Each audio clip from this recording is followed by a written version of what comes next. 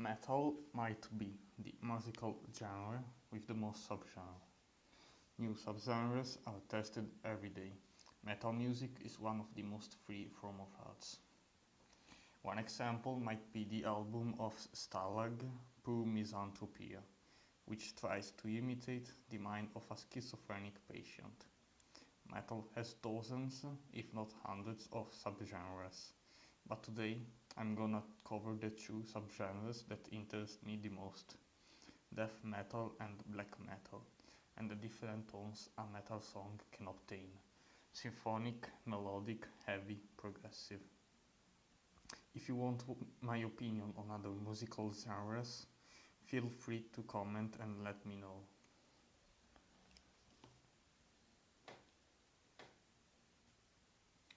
Death metal.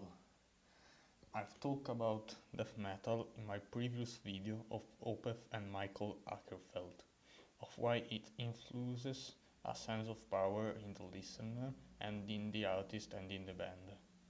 Let's look at it in more details. Death vocals are how we imagine the voice of a demon, of someone who has lost his faith in humanity and who vents his anger to the world. The instruments also accompany the voices with a sense of strength, anger, fury and speed. Some metal musicians are the best in their work. One example is the one of Mario Duplantier, the drummer of Gojira, one of my favorite bands. The song Art of Dying has one of the most complicated drums ever.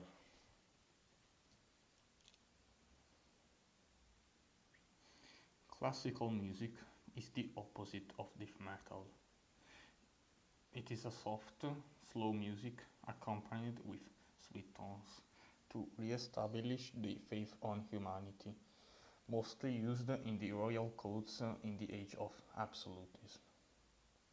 The kings and the royals neglected the working class as long as they could maintain their welfare. In my first video, I disagreed with Kierkegaard being the only one to pursue the task of seeing the Bible as a message of individual freedom in 1800s years of Christianity. But not all kings deny such presumption. Not every king is like King Philippe August, who became the general of his army and fought braver than any man, and eventually won outnumbered against the Holy Roman Empire in the Battle of Bouvines. King Philip II had everything. He was one of the wealthiest men in Europe, but still decided that fighting for his country and guaranteeing the well-being of his people was a higher priority than living in luxury with the regret of not accomplishing something. Black metal.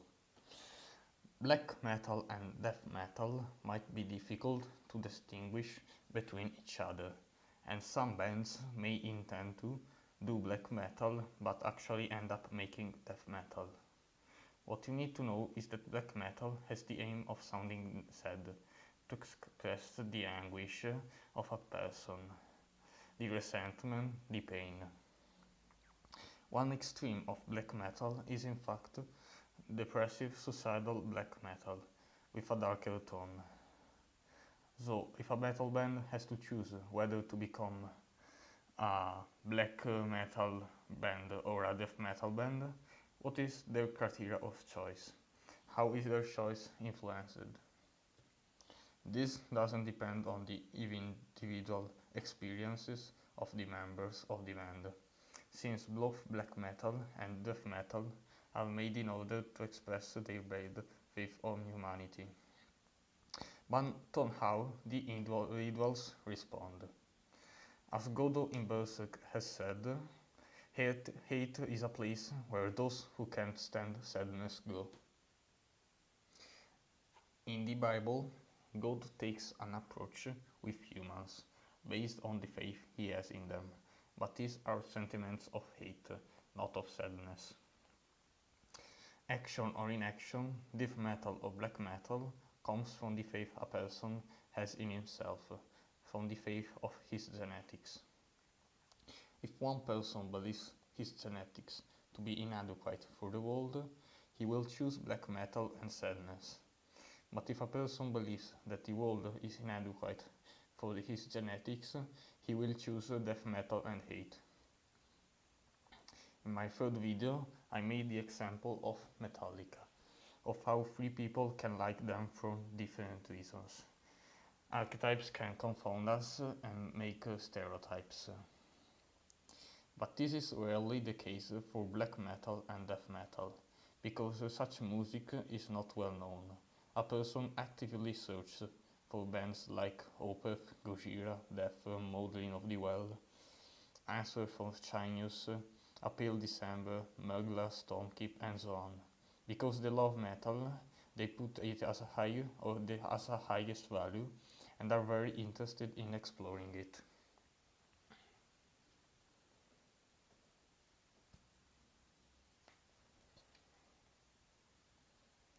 Metal can assume several melodies and tones, from progressive metal to symphonic, melodical, and heavy and heavier.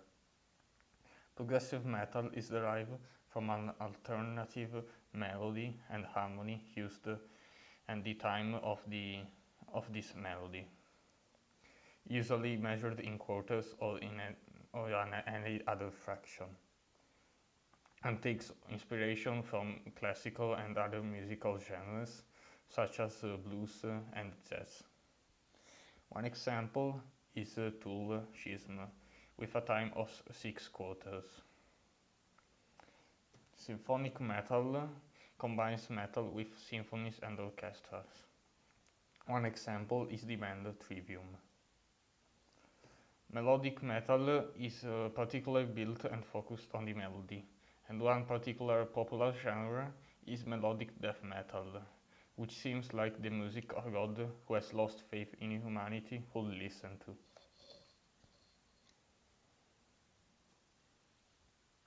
One of Carl Jung's discovery was that of the personal unconscious and of the collective unconscious. The personal unconscious makes people different, and is the cause of subjectivity in art, while the collective unconscious is shared among all people and contributes to the objectivity of art. Metal differs a lot in its subgenres. Maudlin of the Well sounds entirely different compared to Mayhem. I have mentioned this when I was explaining the differences between black metal and death metal, but not fully. One person, without the proper experiences to encounter a particular type of art, won't understand the meaning of it. For example, as a lazy noble of the age of absolutism won't understand the hate for humanity presented in death metal songs such as in Opeth, The Grand Conjuration. For black metal, a person with a particular happy life, without particularly catastrophic events happening, won't understand the despair the band Silencer presents. However, it is important to not state that art is merely subjective, and that people shouldn't be judged on their taste in art. Complete freedom of choice will result in catastrophic results, such as the state of degeneracy and ignorance the United States are struggling against. The examples of objective art are found in the personal unconscious and in the archetypes. The most notable examples are the hero's journey, the fight against good and evil, like God and Satan. The stories, which are considered the highest form of art, are called myths, such as the ones of the Bible and of the Sumerian religion. Comparing a myth with a subjective art for only certain individuals with a message of not so high importance is blasphemous.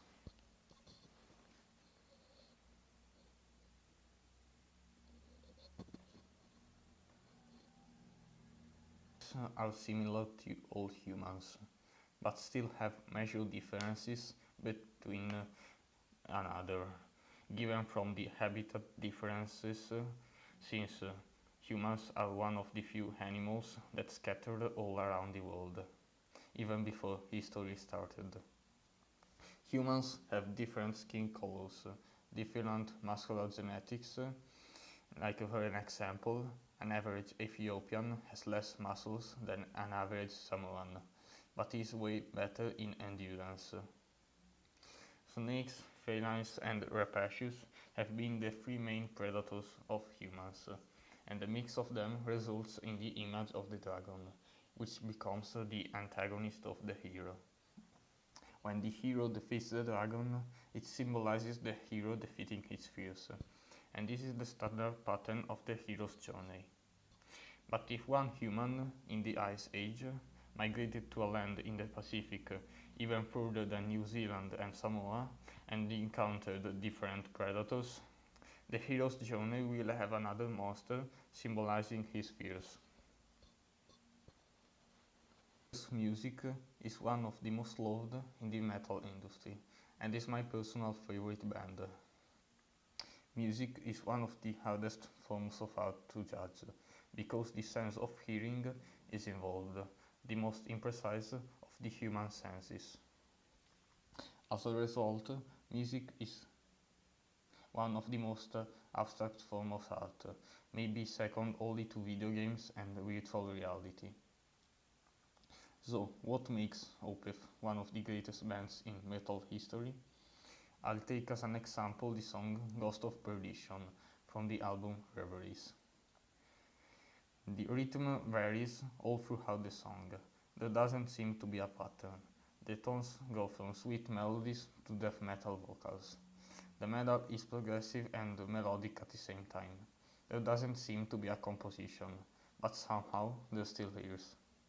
From the growls expressing the hate to the calm derived from the sweet vocals between such growls and heavy metal, it perfectly encompasses life.